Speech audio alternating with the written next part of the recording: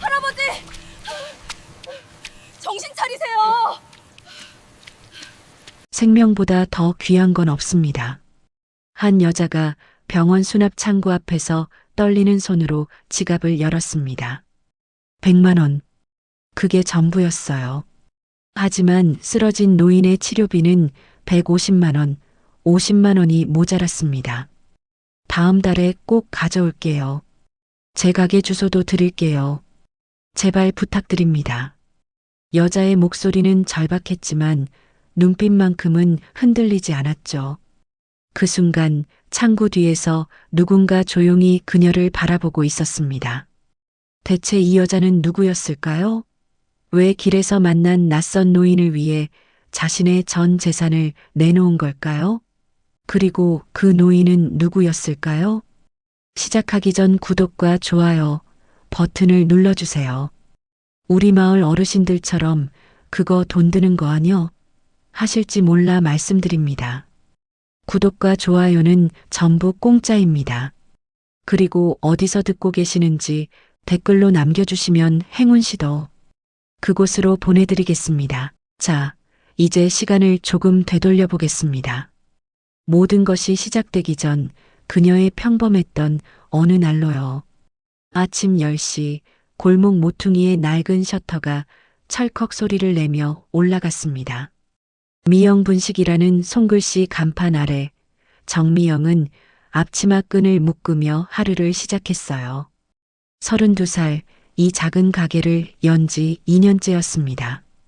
가게는 테이블 4개가 전부였고 메뉴판도 손으로 직접 쓴 것이었지만 미영은 매일 아침 정성껏 육수를 끓이고 김밥 재료를 다듬었죠. 오전 11시쯤 가게 문이 조심스럽게 열렸습니다. 사장님 계세요? 허리 굽은 할머니가 들어오셨어요. 김순자 할머니 75살. 미영이 가게를 처음 열던 날부터 찾아오신 첫 단골이셨습니다. 할머니, 어서 오세요. 오늘은 좀 어떠세요? 그럭저럭 살지 뭐. 오늘 인슐린 맞고 왔어. 순자 할머니는 혼자 사셨어요. 자식들은 다 외국에 나가 있고 당뇨병 때문에 한 달에 한 번씩 병원을 다녀야 했죠. 약값이 부담스러워 가끔 끼니를 거르신다는 걸 미영은 알고 있었습니다. 잔치국수 한 그릇 드릴게요. 김밥도 좀 싸드릴게요.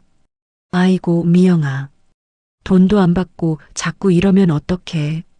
할머니는 제가 처음 장사 시작할 때 응원해 주셨잖아요. 그때 기억나요?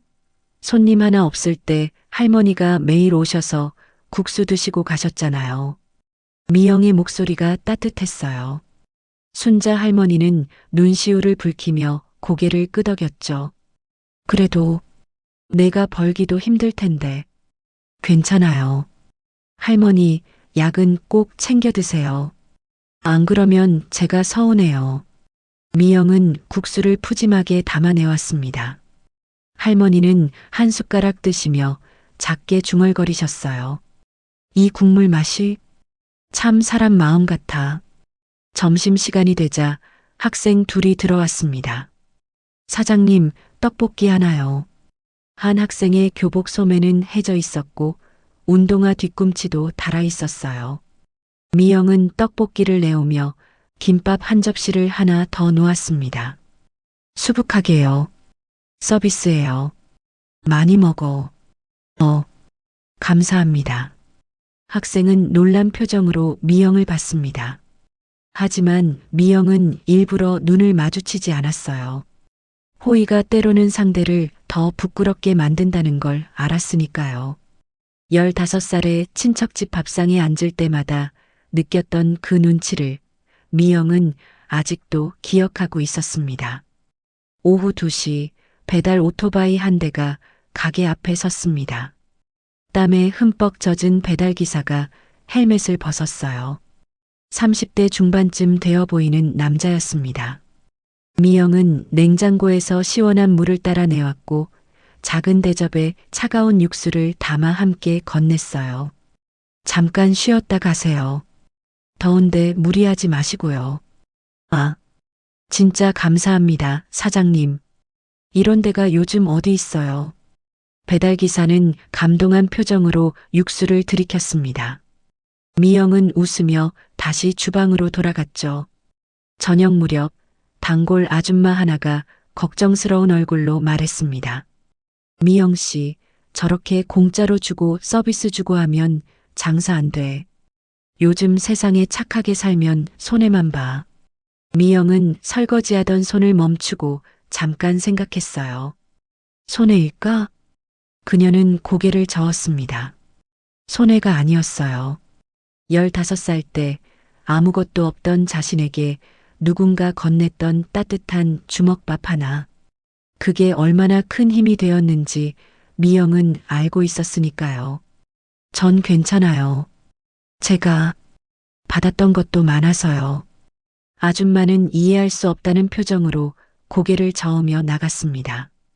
장사를 마치고 미영은 남은 음식을 작은 봉지에 담았습니다. 김밥 3줄, 떡볶이 1접시, 그리고 따뜻한 어묵 국물. 뒷골목 쪽으로 향했죠. 박스를 깔고 앉아 있는 노숙자에게 조용히 건넸습니다. 아저씨, 이거 드세요. 고맙습니다. 노숙자는 떨리는 손으로 봉지를 받았어요. 미영은 더 이상 말을 붙이지 않고 돌아섰습니다. 고마움이 때로는 더 무거운 짐이 될 수도 있다는 걸 알았으니까요. 가게로 돌아온 미영은 오늘 매출을 정리했습니다. 12만 원. 많지 않았어요. 공짜로 준 것, 깎아준 것을 생각하면 남는 게 거의 없었죠. 하루 벌어 하루 사는 삶이었습니다. 하지만 미영의 얼굴엔 후회가 없었어요. 그래도 오늘은 사람답게 살았어. 작은 원룸으로 돌아가는 길 미영은 가로등 아래를 천천히 걸었습니다. 가방 속엔 낡은 노트 한 권이 들어 있었어요. 대학 시절부터 써온 노트였습니다. 숫자, 영어 문장, 계약서 해석이 빽빽하게 적혀 있었죠. 그 노트가 말해주고 있었습니다. 이 여자는 원래 다른 삶을 살았다는 걸요. 하지만 지금의 미영은 그 과거를 입 밖에 꺼내지 않았습니다. 그저 묵묵히 하루를 살아갈 뿐이었죠. 그리고 미영은 몰랐습니다. 자기 가게를 멀리서 지켜보는 누군가가 있다는 걸. 그리고 그 시선이 곧 그녀의 인생을 송두리째 흔들게 될 거라는 사실을요. 그로부터 사흘 후 가게 앞에 낯선 노인이 나타났습니다. 허름한 점퍼에 낡은 운동화를 신은 노인이었어요. 머리는 며칠째 감지하는 듯 헝클어져 있었고 수염도 제대로 손질되지 않았던 거죠. 노인은 전봇대에 기대선 채 가게 안을 한참 들여다봤는데 이상하게도 그 눈빛만큼은 흐리지 않았습니다. 길에서 오래 산 사람의 눈이 아니라 무언가를 깊이 생각하는 사람의 눈빛이었던 거예요. 미영은 설거지를 하다 문득 그 시선을 느꼈습니다. 창밖을 보니 노인이 서 있었고 눈이 마주치자 노인은 황급히 고개를 돌렸어요. 미영은 잠시 망설이다가 물 한 컵을 들고 밖으로 나갔습니다. 드세요. 노인은 놀란 듯 뒤로 물러섰어요. 아닙니다. 괜찮습니다. 하지만 미영은 물컵을 노인의 손에 직접 쥐어주고는 가게 안으로 들어갔죠. 노인은 한참을 그 컵을 들여다보다가 조심스럽게 한 모금 마셨고 빈 컵을 가게 문 앞에 살며시 놓고는 천천히 걸어갔습니다. 다음 날 또 나타났어요. 같은 시간, 같은 자리에 노인이 서 있었던 거죠. 미영은 이번엔 물과 함께 김밥 한 줄을 들고 나갔습니다. 이것도 드세요. 남은 거예요. 사장님, 저는 돈 받으려고 드리는 거 아니에요. 어차피 남아서 처리해야 해요. 사실이 아니었습니다. 미영은 아침에 막 만든 김밥 중에서 가장 예쁜 것을 골랐던 거거든요. 노인은 그걸 알았지만 더 이상 거절하지 않았고 감사합니다라는 말이 낮게 떨려 나왔어요. 그렇게 일주일이 흘렀습니다. 노인은 매일 같은 시간에 나타났고 미영은 그때마다 무언가를 건넸어요. 물, 김밥, 어묵 국물을 말이죠. 노인은 늘 사양했지만 결국 받아들곤 했습니다. 어느 날 옆 가게 사장이 혀를 차며 말했어요. 미영 씨, 저 사람 또 왔네. 자꾸 주면 매일 오는 거야. 그냥 무시해. 미영은 잠깐 생각하다 말했습니다. 그냥 불쌍해 보여서요. 옆 가게 사장은 고개를 절레절레 저으며 돌아갔지만 미영은 신경 쓰지 않았어요. 사람이 어떤 이유로 길 위에 서 있게 됐든 지금 배가 고픈 건 사실이니까요. 토요일 오후 순자 할머니가 다녀가신 직후였습니다. 노인이 평소보다 늦게 나타났는데 걸음걸이가 비틀거렸고 얼굴빛이 창백했어요. 미영은 금세 알아챘죠. 할아버지, 괜찮으세요? 노인은 대답 대신 전봇대에 몸을 기댔습니다. 안에 들어오세요. 잠깐이라도 앉아 계셔야죠. 아닙니다. 저는, 할아버지, 지금 쓰러지실 것 같아요. 제발 들어오세요. 미영의 목소리엔 따뜻함과 단호함이 동시에 담겨 있었어요. 노인은 더 이상 거절할 수 없었고 천천히 가게 안으로 들어섰습니다. 구석자리에 앉은 노인 앞에 잔치국수 한 그릇이 놓였어요. 김밥 두 줄도 함께였죠. 노인은 수저를 들었다가 말고 미영을 바라봤습니다. 왜 이렇게까지 하십니까? 미영은 잠시 손을 멈췄어요. 예전에요. 제가 정말 아무것도 없을 때 누가 밥 한 덩이를 줬어요.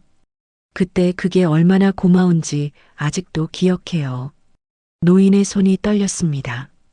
힘든 시절이 있었습니까? 누구나 그럴 때가 있잖아요. 미영은 더 이상 말하지 않고 다른 손님을 받으러 갔어요. 노인은 국물을 한 숟가락 떠서 입에 넣었는데 따뜻했습니다.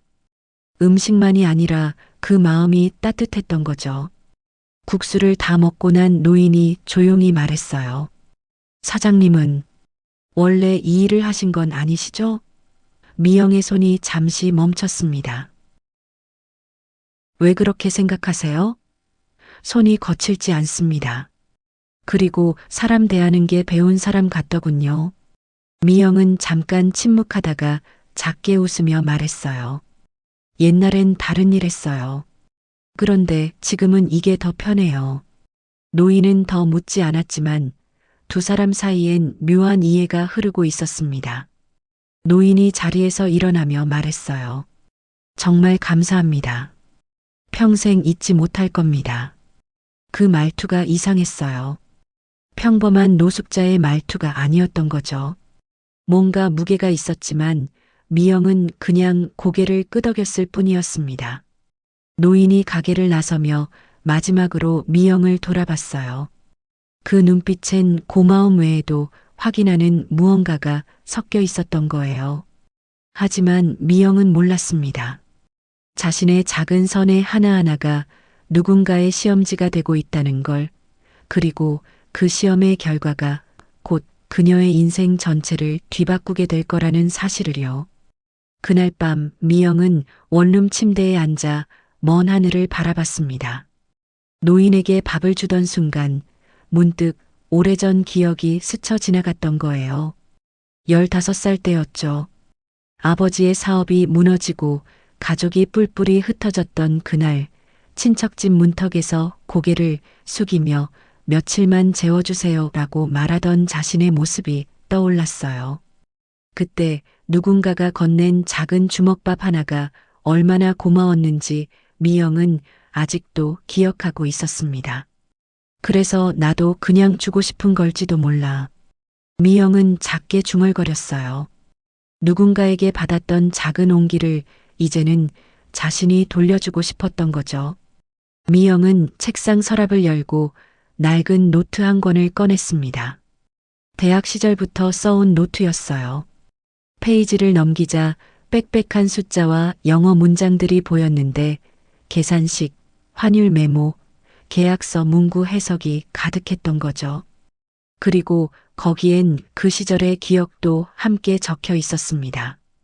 대학을 겨우 졸업하고 수십 번의 면접 끝에 간신히 들어갔던 그곳 대한그룹이었어요. 첫 출근하던 날이 떠올랐습니다. 높은 건물, 차가운 유리벽 그리고 늘 긴장해야 했던 공기 속에서 미영은 누구보다 열심히 일했던 거예요. 정미영 씨, 이 보고서 영어 번역 좀 부탁할게요. 네, 과장님. 언제까지 드리면 될까요? 내일 아침까지요. 밤 11시가 넘어서야 사무실엔 미영 혼자 남아있곤 했어요. 컴퓨터 화면을 들여다보며 영어 보고서를 번역하고 있었는데 세계 국어를 할 수 있었던 그녀였지만 이런 야근은 익숙해지지 않았던 거죠. 그때였습니다. 아직도 일하세요? 깜짝 놀라 고개를 들자 한 남자가 서 있었어요. 정장 차림의 단정한 남자였는데 미영은 얼른 자리에서 일어났습니다. 아, 전무님. 김우빈이었어요. 회사의 전무이사이자 회장의 아들이었던 거죠. 모두가 조심스러워하는 사람이었지만 그는 손에 든 종이컵 하나를 건넸습니다. 늦었는데 커피 한 잔 할래요? 따뜻한 커피였어요. 감사합니다. 미영은 얼떨결에 받았고 호비는 그녀의 컴퓨터 화면을 힐끗 보더니 말했어요. 영어 잘하시네요. 공부 좀 했습니다. 겸손하시네. 이 정도면 웬만한 원어민보다 낫던데요? 호빈의 말에 미영은 약간 놀랐어요. 자기 일을 제대로 봐주는 사람이 있다는 게 신기했던 거거든요. 늘 당연하게 여겨지기만 했으니까요. 그럼 수고하세요. 너무 늦지 말고요. 호빈은 그렇게 말하곤 사무실을 나갔고 미영은 한참을 그 커피를 들여다봤어요. 따뜻했습니다. 커피만이 아니라 그 마음도요. 그날 이후로 가끔씩 호빈과 마주쳤어요. 구내식당에서, 복도에서, 회의실 앞에서 말이죠. 호빈은 늘 짧게 인사를 건넸고 미영은 그때마다 공손하게 고개를 숙였던 거예요. 어느 점심시간이었습니다.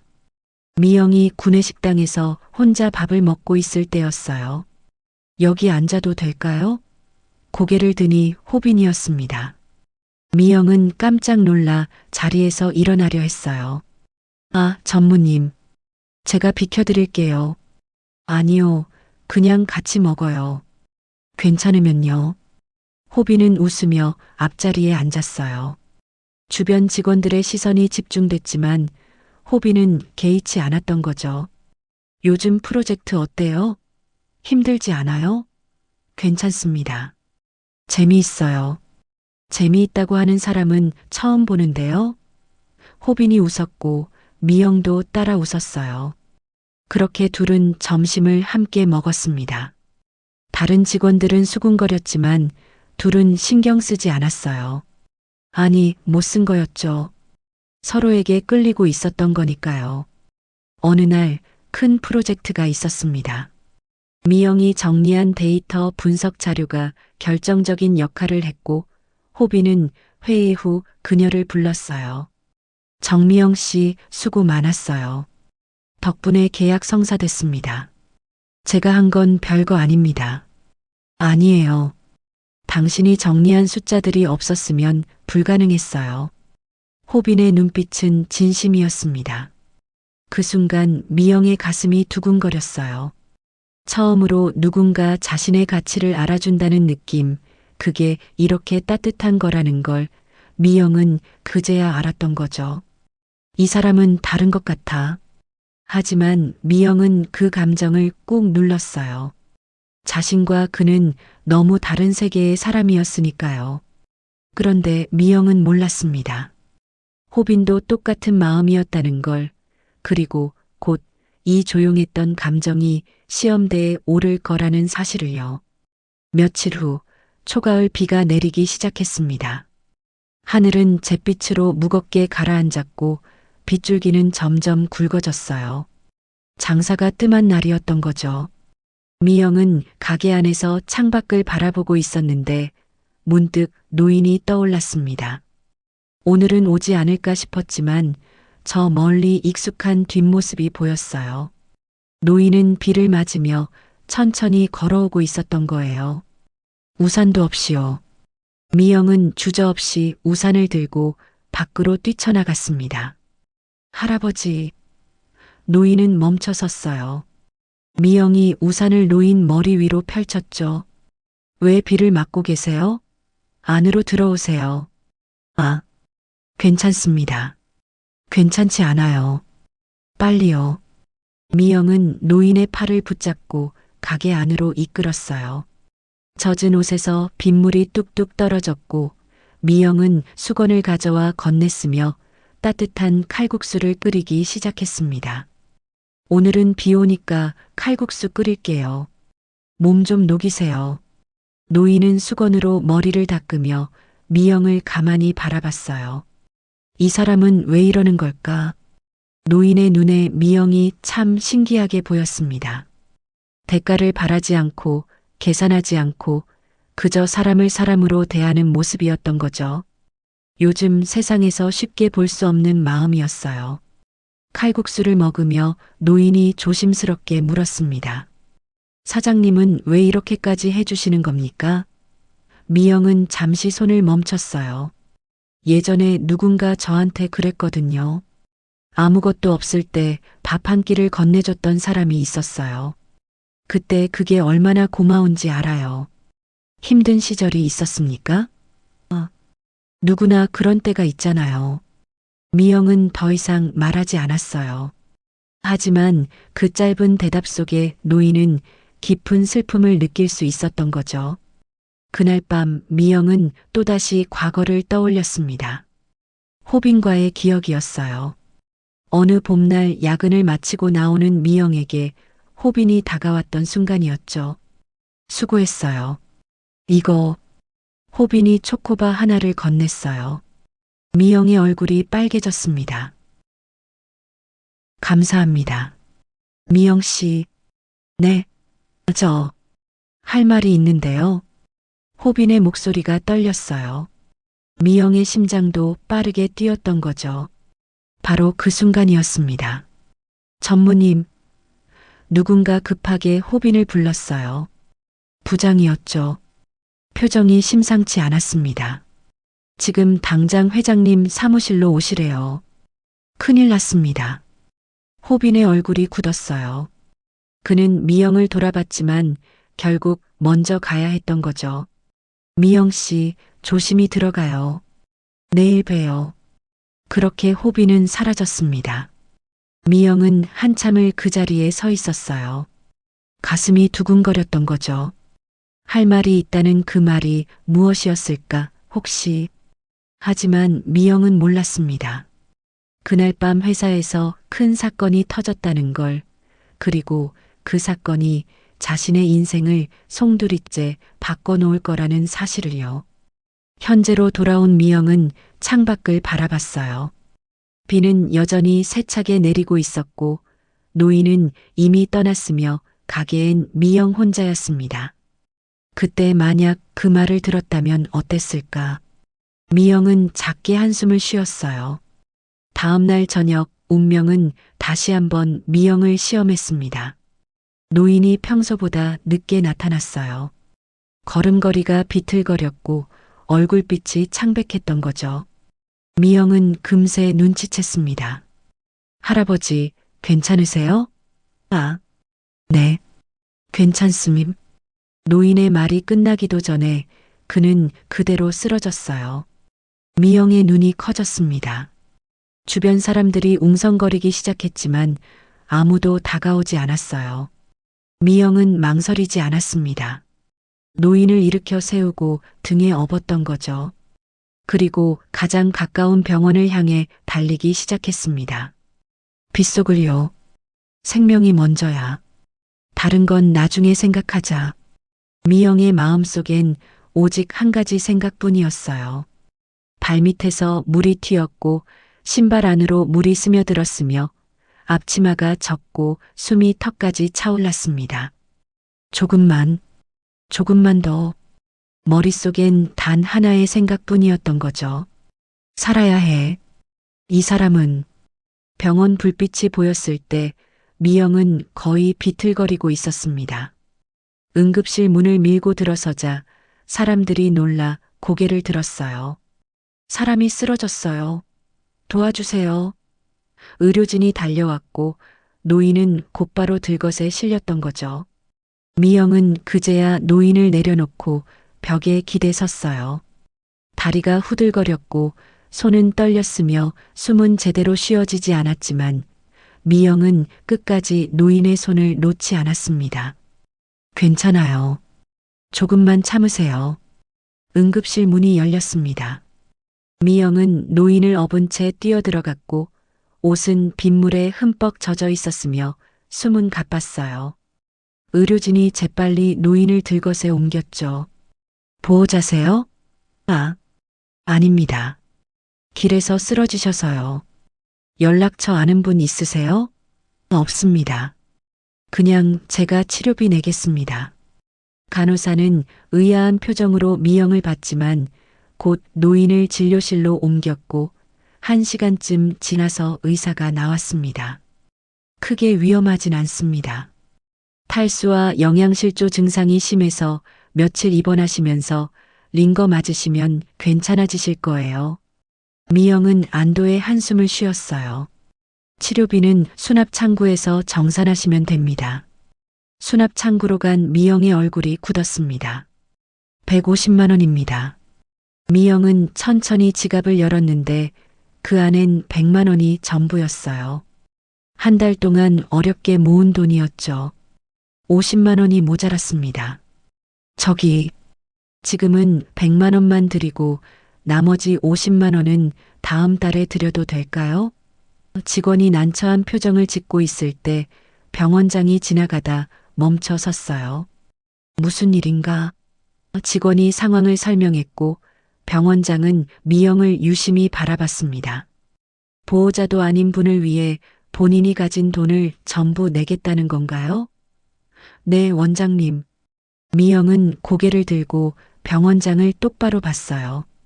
생명보다 더 귀한 건 없습니다. 그분이 누구든 제가 도울 수 있다면 돕고 싶어요. 부족한 돈은 꼭 갚을게요. 제 가게 주소도 드릴 수 있고요. 약속합니다. 병원장은 한참을 침묵하다가 천천히 고개를 끄덕였습니다. 알겠습니다. 일단 100만 원만 받겠습니다. 나머지는 다음에 주시죠. 감사합니다. 정말 감사합니다. 미영은 깊이 허리를 숙였어요. 사흘이 지났고 노인은 건강을 회복해서 병원에서 퇴원했습니다. 미영은 그새 2번이나 병원을 찾아가 노인의 상태를 확인했는데 노인은 미영을 볼 때마다 말없이 고개를 숙였어요. 그리고 일주일 후 어느 화창한 오후였습니다. 미영은 평소처럼 가게에서 떡볶이를 볶고 있었는데 가게 문이 열렸어요. 정장을 입은 노신사가 들어왔습니다. 미영은 잠시 멈칫했어요. 낯익은 얼굴이었지만 완전히 달라 보였던 거죠. 값비싼 양복, 반짝이는 구두, 그리고 손목에 찬 명품 시계였습니다. 어서 오세. 미영의 말이 끊겼어요. 그 노신사는 바로 그 노인이었습니다.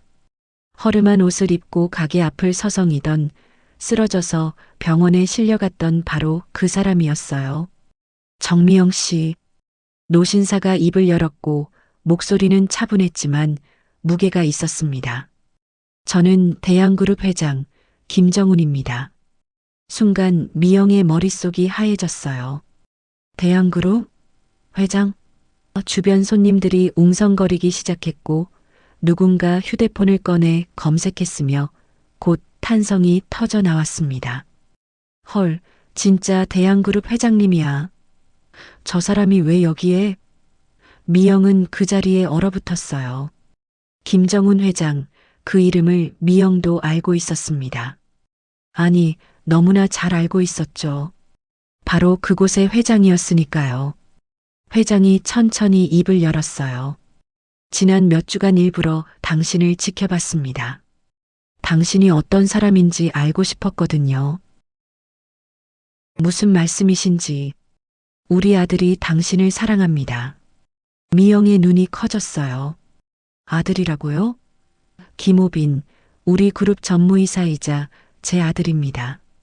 그 아이가 당신을 잊지 못하더군요. 결혼하고 싶다고, 당신과 함께하고 싶다고 했어요. 미영의 심장이 미친 듯이 뛰었습니다. 호빈 전무님이 처음엔 믿을 수 없었습니다. 전직 수습사원이고 지금은 작은 분식집을 운영하는 여자라니. 아들의 판단을 의심했죠. 회장의 목소리가 부드러워졌어요. 하지만 당신을 직접 보고 나니 알겠더군요. 돈도 지위도 없는 상황에서 남을 먼저 선택하는 사람, 생명을 가장 귀하게 여기는 사람, 계산 없이 선의를 베푸는 사람이라는 거요. 회장이 미영에게 다가왔습니다. 정미영 씨, 당신은 제가 찾던 며느리감입니다. 미영은 입을 열었다 닫았다를 반복했어요. 말이 나오지 않았습니다. 회장이 명함 한 장을 꺼내 테이블에 놓았어요. 천천히 생각해 보세요. 그리고 이 번호로 연락 주십시오. 할 이야기가 많습니다. 회장은 그렇게 말하고 가게를 나섰습니다. 미영은 한참을 멍하니 서 있었어요. 주변 손님들의 수군거림도 휴대폰 카메라도 보이지 않았고 그녀의 머릿속엔 오직 한 가지 생각만이 맴돌았습니다. 호빈 전무님이 나를. 그날 밤 미영은 잠을 이룰 수 없었습니다. 회장의 말이 계속 머릿속을 맴돌았어요. 우리 아들이 당신을 사랑합니다. 그 말이 사실일까요? 호빈 전무가 정말 자신을 기억하고 있을까? 미영은 도무지 믿을 수 없었던 거죠. 이틀 후 저녁 장사를 마치고 셔터를 내리려던 순간이었습니다. 미영 씨, 그 목소리에 미영의 손이 멈췄어요. 천천히 돌아보니 정장을 입은 남자가 서 있었고 김호빈이었습니다. 전무님, 미영의 목소리가 떨렸어요. 몇 년 만인가요? 호빈은 그때와 똑같은 눈빛으로 미영을 바라봤습니다. 안으로 들어가도 될까요? 미영은 조용히 고개를 끄덕였어요. 가게 안에 마주 앉은 두 사람 사이엔 긴 침묵이 흘렀습니다. 호빈이 먼저 입을 열었어요.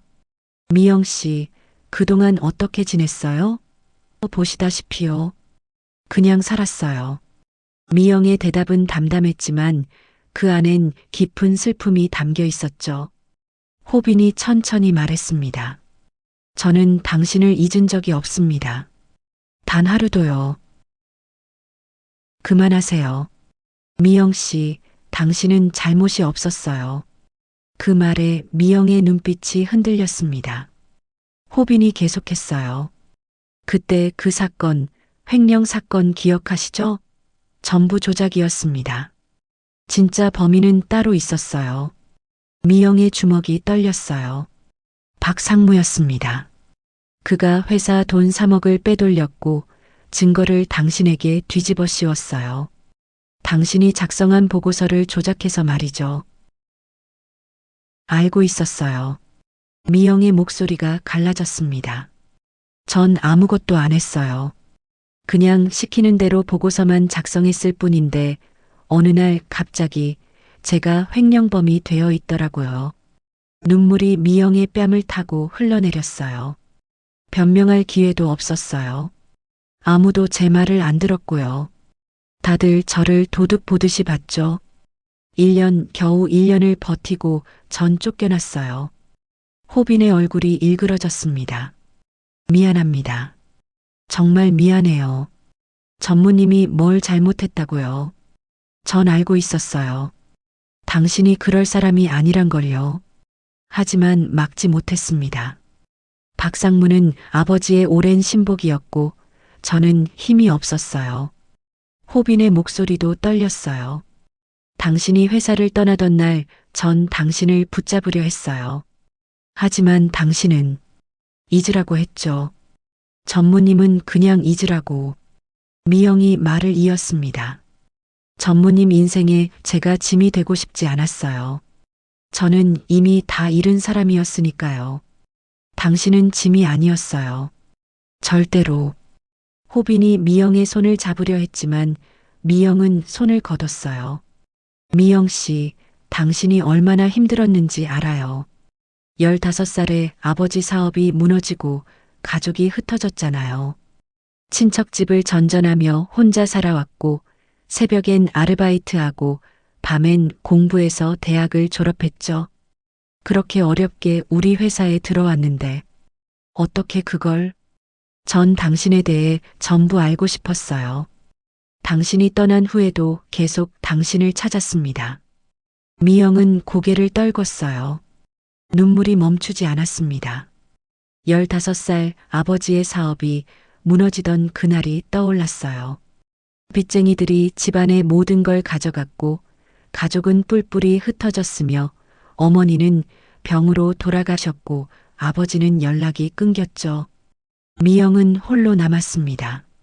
친척집 문턱을 넘을 때마다 고개를 숙여야 했고 눈치를 봐야 했어요. 학교를 마치면 편의점으로 달려갔고 새벽까지 일했으며 잠은 버스에서 쪼개 자고 밥은 라면으로 때웠습니다. 그렇게 10년을 버텼어요.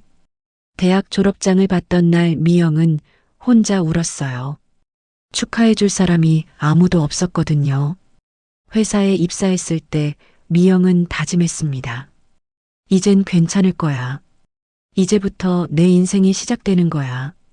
하지만 세상은 그녀에게 또다시 시련을 줬어요.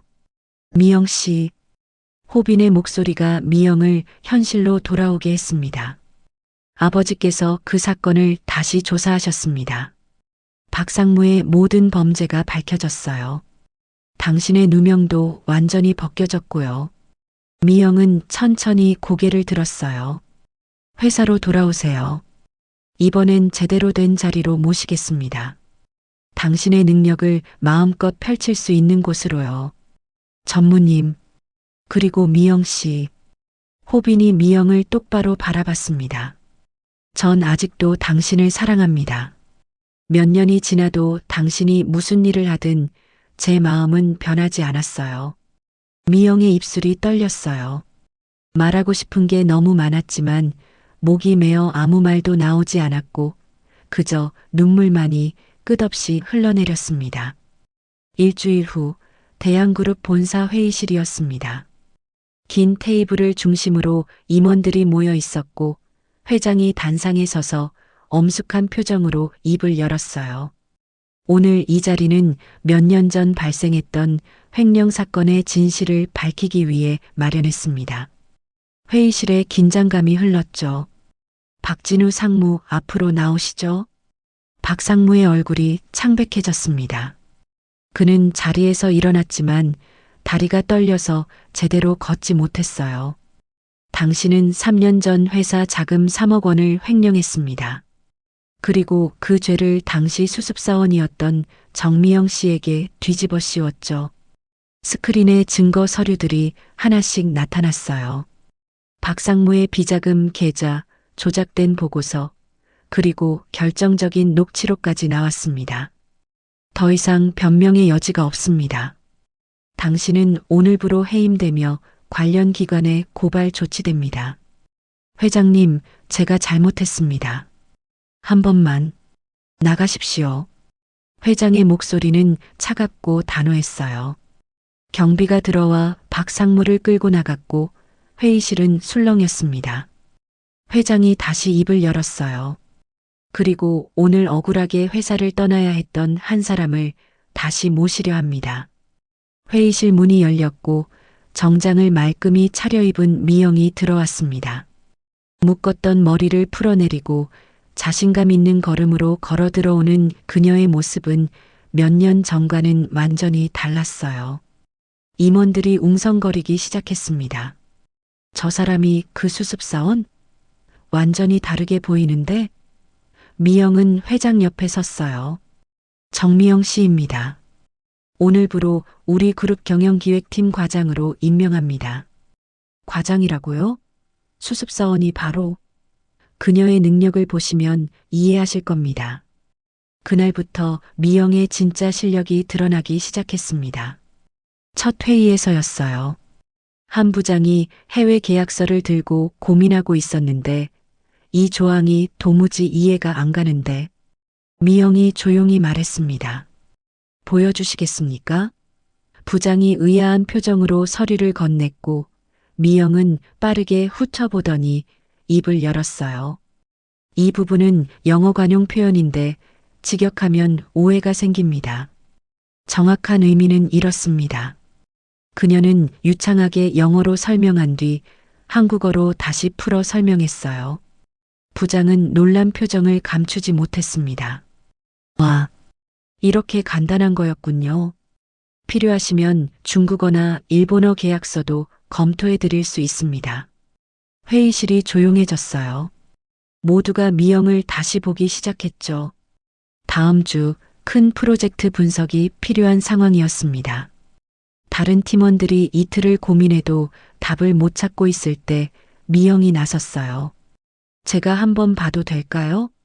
그녀는 엑셀 시트를 열고 데이터를 정리하기 시작했는데 숫자들이 빠르게 재배열됐고 복잡한 수식들이 깔끔하게 정리됐으며 30분 만에 미영은 보고서를 완성했습니다. 이 부분에서 오류가 있었습니다. 수정한 데이터로 보시면 전혀 다른 결과가 나옵니다. 팀장이 그 보고서를 보고 감탄했어요. 이게 정확하네요. 우리가 놓친 게 이거였구나. 숫자는 거짓말을 하지 않습니다. 제대로 읽기만 하면 돼요. 미영의 말에 팀원들이 고개를 끄덕였습니다. 한 달이 지나자 회사에서 미영에 대한 평가가 완전히 바뀌었어요. 정 과장 없으면 우리 팀 일이 안 돌아가. 3개 국어를 다 한다면서? 진짜 대단한 거 아니야? 데이터 분석도 귀신같이 해. 저런 인재를 왜 진작 못 알아봤을까? 예전에 미영을 무시하던 사람들도 이젠 먼저 인사를 건넸습니다.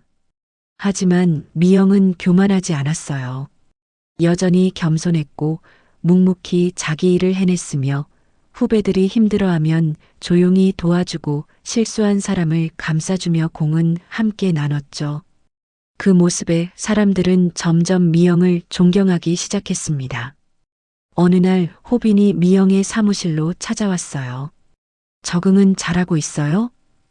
네, 다들 잘 대해주십니다. 당연하죠. 당신이 능력이 있으니까요. 호빈이 웃으며 말했습니다. 미영 씨, 이제 아무도 당신을 무시할 수 없어요. 실력은 결국 드러나니까요. 미영도 작게 미소 지었어요. 그래, 실력은 결국 드러나는 거야. 3개월 후 미영은 차장으로 승진했습니다. 그리고 회장이 다시 한번 말했어요. 이제 다음 단계로 갈 시간입니다. 무슨 의미인지 미영은 곧 알게 될 것이었습니다. 어느 토요일 오후 회장이 미영을 자신의 집무실로 불렀습니다. 넓고 고급스러운 공간이었지만 미영은 더 이상 주눅 들지 않았어요. 당당하게 회장 앞에 섰죠. 앉으세요, 미영 씨. 회장의 목소리는 부드러웠습니다. 미영이 자리에 앉자 회장이 창밖을 바라보며 말했어요. 제가 처음 당신을 봤을 때 솔직히 실망했습니다. 아들이 사랑한다는 여자가 작은 분식집 사장이라니 이해할 수 없었어요. 미영은 조용히 듣고 있었습니다.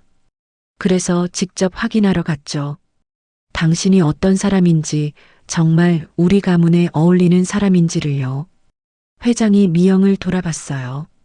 하지만 당신은 제 예상을 완전히 뒤집었습니다. 돈도 없고 지위도 없는 상황에서 남을 먼저 챙기는 사람, 생명을 가장 귀하게 여기는 사람, 계산 없이 선의를 베푸는 사람이었어요. 회장의 눈빛이 따뜻해졌습니다. 병원에서 당신이 한 말을 아직도 기억합니다. 생명보다 귀한 건 없습니다. 그 말이 진심이었어요. 당신이 가진 전부를 내놓으면서도 한치의 망설임이 없었죠. 저는 그냥 당연한 일을 했을 뿐입니다. 바로 그겁니다. 당신에게는 그게 당연한 일이에요. 하지만 세상 사람들 대부분은 그렇게 살지 못합니다. 회장이 자리에서 일어났어요. 정미영 씨, 제 아들 김호빈과의 결혼을 정식으로 허락합니다. 미영의 눈이 커졌습니다. 처음엔 학벌이나 집안을 봤습니다. 하지만 이제 알겠어요. 진짜 중요한 건 그 사람의 마음이라는 걸요. 당신은 어떤 상황에서도 사람을 사람으로 대하는 사람입니다. 그게 가장 귀한 자격이에요. 미영의 눈가가 뜨거워졌습니다. 그날 저녁 호빈이 미영을 조용한 공원으로 데려갔어요. 단풍이 물들기 시작한 초가을이었습니다. 두 사람은 벤치에 나란히 앉았죠. 미영 씨, 네, 호빈 씨. 그래요, 그렇게 불러줘요. 호빈이 미영의 손을 잡았어요. 당신을 처음 봤을 때부터 알았어요. 이 사람은 특별하다고. 누구보다 열심히 일하고, 누구보다 겸손하고, 누구보다 따뜻한 사람이라고. 저도 알았어요. 미영이 조용히 대답했습니다. 처음 커피를 건네주셨을 때 저를 사람으로 봐주신 거잖아요. 수습사원이 아니라 그냥 한 사람으로요. 그게 너무 고마웠어요. 호빈이 미영을 꼭 안았습니다. 앞으로 평생 당신을 지킬게요. 다시는 아무도 당신을 아프게 하지 못하도록. 저도 열심히 할게요. 호빈 씨 옆에서요. 몇 달 후 두 사람의 결혼식이 있었습니다. 화려한 예식장이 아니었어요. 작지만 따뜻한 공간에서 소중한 사람들만 모인 자리였는데 그 자리에 순자 할머니도 계셨습니다. 미영은 할머니를 보자마자 달려가 안았어요. 할머니, 와주셔서 감사해요. 미영아, 내가 이렇게 행복한 모습 보니 할미가 다 기쁘네. 그때 내 국수 맛에 살았던 것 같아. 약도 잘 먹고 있어.